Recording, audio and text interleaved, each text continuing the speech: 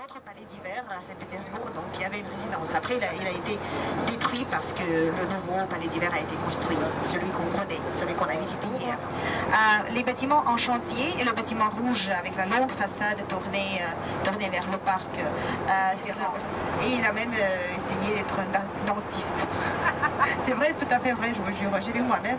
Parce que ça, aujourd'hui, c'est un musée très populaire pour les enfants. On prend très souvent un des symboles du parti bolchevique, voilà. Et le palais d'hiver.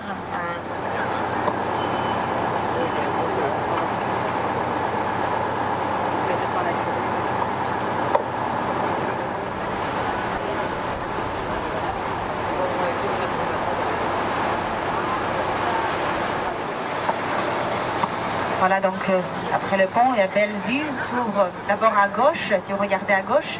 Pour les femmes, elles marchent toujours, on les allume avec le gaz pour les grandes fêtes. Avec la forteresse de Birepal.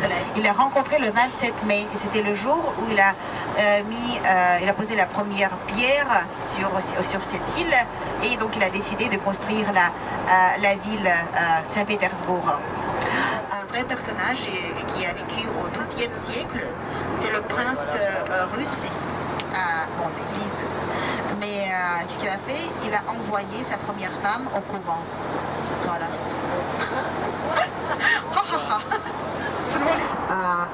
Cette seconde femme, comme elle était lituanienne, elle n'était pas orthodoxe, elle était catholique. Et le frère cadet du tsar, mais seulement les hommes. Avant, Paul Ier, jeune, il avait seulement 56 ans, il a nommé Catherine Ier, sa seconde femme.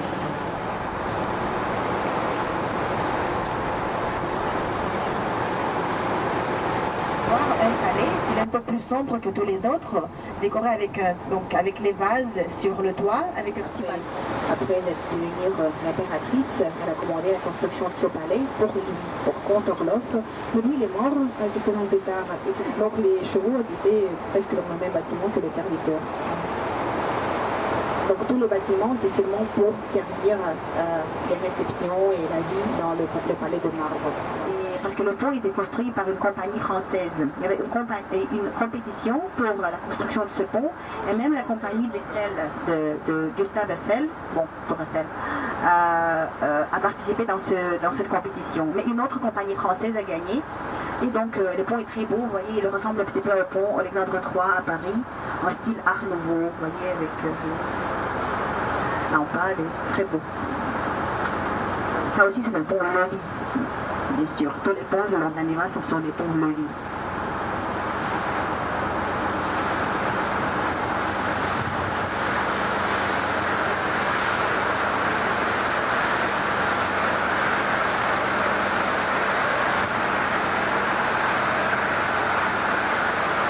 Maintenant, si vous regardez à gauche, vous voyez le dôme bleu. Et deux tours à côté de ce dôme, les tours sont des minarettes. C'est une mosquée. Comme j'ai déjà parlé que la population musulmane est assez grande en Russie, à peu près 20% des musulmans en Russie. Donc le mosquée a été construit sous Nicolas II, ce dernier tsar.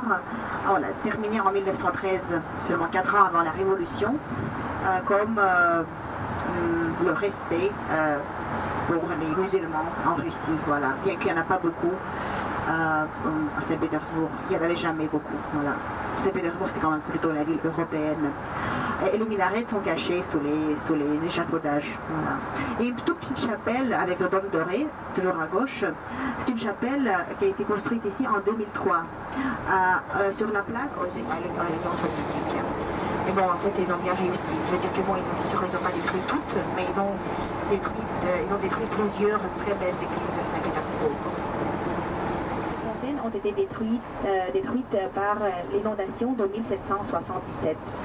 Bon, après, j'ai mentionné plusieurs inondations, celle-ci est une des pires. Et c'était donc c'était pendant le règne de la Grande Catherine. Et alors, les fontaines n'ont été pas restaurées parce qu'à cette époque-là, ils avaient déjà le parc de Peterhof. Donc, ils ont dit que bon, on a cette fontaine à Peterhof. Il y a eu plusieurs révoltes et Nicolas II a abdiqué à ce moment-là, au mois de février, abdiqué pour lui-même, pour son fils. Et après, il a été. Ils ont fait un coup à blanc vers l'Ermitage. C'était le signal pour commencer la révolution. Et donc les milliers de gens sont sortis dans les rues. Ils ont commencé les révoltes.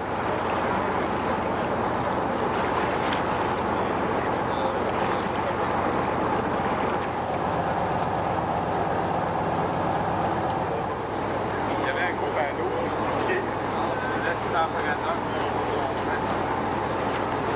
On est terminé par la construction des ponts, mais c'était des ponts temporaires en bois. On les construisait et après on les détruisait, bon, ça ne durait pas longtemps. Mais finalement, c'était la Grande Catherine qui a décidé de commencer la grande construction des ponts en pierre. Et celui-ci, le pont, là où on va entrer maintenant, c'était le pont le plus ancien. C'est le pont le plus ancien construit en pierre à Saint-Pétersbourg. Les blanchissures de Impérial ont été situées à gauche ici, pas dans ce bâtiment, et le bâtiment n'existe plus. Bon. Et à droite, regardez, mettons bien à droite, là c'est de nouveau le palais d'été de Pierre le Grand, celle qu'on a déjà vu de la Mira. Voilà. Et donc on se dirige. Mais vous ne le connaissez pas comme un avocat. C'est un musicien, un compositeur russe. Quel compositeur connaissez-vous? Quel compositeur russe? Tchaïkovski, voilà. Tchaïkovski était étudiant de cette école, l'école juridique, l'école des avocats.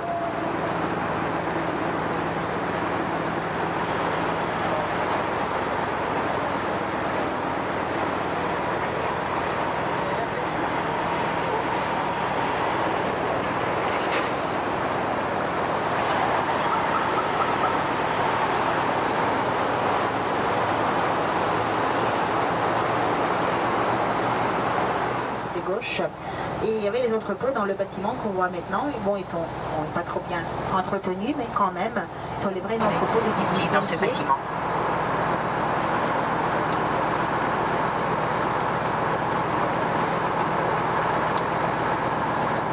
Dans le même palais que sa mère.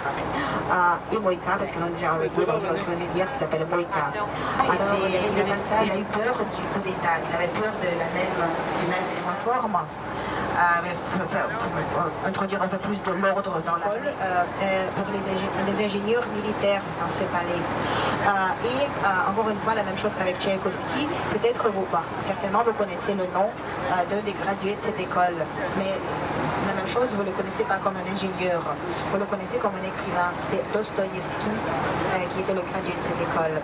Dostoïevski était d'origine de Moscou, alors il a commencé à écrire lui-même. Voilà.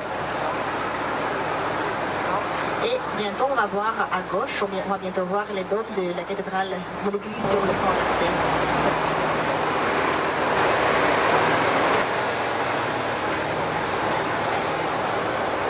Regardez à gauche, l'église sur le sang versé, en toute sa beauté. Et oui. Le bâtiment dans un état très très mauvais, à droite de nous, à gauche de nous, excusez-moi, à gauche de nous, c'est le bâtiment des anciennes écuries, des écuries impériales. Là où on gardait les chevaux, là où on gardait les carrosses. Bien sûr, il y avait même dans ce bâtiment à côté, dans le bâtiment à côté, il y avait le ministère de Transport. On n'a pas encore commencé la restauration de ce bâtiment dans le centre-ville. Bon. Il y a peut-être les problèmes avec le propriétaire, je ne sais pas ce qui est le problème, pourquoi on ne commence pas encore la restauration. Ça fait déjà des années qu'il est presque abandonné, ce bâtiment. Mais les consulats généraux sont à Saint-Pétersbourg. Depuis la Révolution, depuis le moment où Saint-Pétersbourg n'est plus une capitale. Avant, bien sûr, les ambassades étaient ici à Saint-Pétersbourg. Et voilà, donc, à droite de vous, vous voyez le drapeau français, blanc, bleu, rouge. Bleu, blanc, rouge, excusez-moi. Blanc, bleu, rouge, c'est sur les cités. Moïka. Moïka, c'est une rivière naturelle. Avant, on passe.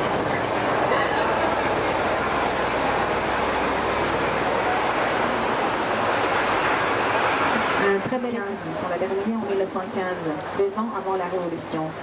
Et donc c'était le dernier palais construit à Saint-Pétersbourg, le dernier en Russie peut-être. Oui. Déterminé avec les palais, et surtout l'époque impériale en Russie. Et en propos, connaissez-vous la différence entre le palais, la maison, le manoir? Ouais. En Russie, on dit que le palais, c'est une maison où il y a plus que 30 chambres. Plus que 30 chambres. Un Français qui était jaloux. Aujourd'hui, c'est le musée de Pouchkine, et donc c'est dans cette maison. On trouve le musée de Pouchkine avec les manuscrits, avec les planches. C'est le bâtiment qu'on voit du Place de Palais, celle qui est avec la grande colonne, l'ancien bâtiment de l'état-major. Aujourd'hui appartient à le consulat général de Japon. Vous voyez le drapeau japonais.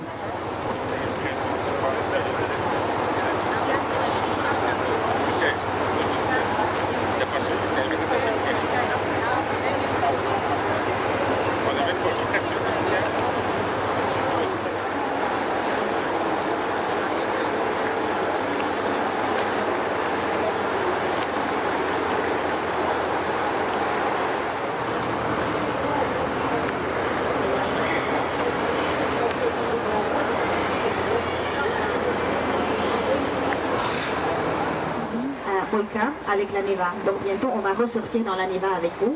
S'appelle comme ça le canal d'hiver parce que on est tout à côté du palais d'hiver. Voilà, donc bientôt vous allez le voir. L'édifice jaune avec les statues grises sur la façade. C'est l'édifice du Nouvel Ermitage. Et on va rappeler une visité.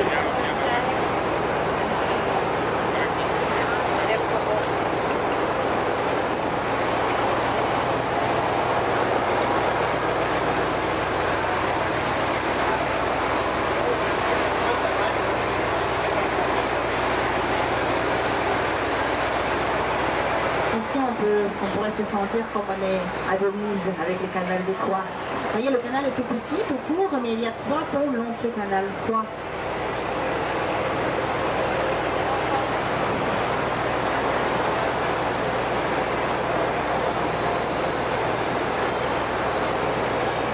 À droite, c'est le bâtiment du théâtre des Romanov, le théâtre de l'Ermitage, le théâtre privé de la famille Romanov. Lorsqu'aujourd'hui il fonctionne comme un théâtre. On peut y voir le ballet, par exemple. Le théâtre est petit, il est très joli à l'intérieur. Et maintenant, préparez-vous parce que maintenant vous allez bien voir le contraste entre le petit canal tout étroit et quand on va sortir dans la Neva, vous allez voir toute l'ampleur de la Neva, toute la largeur.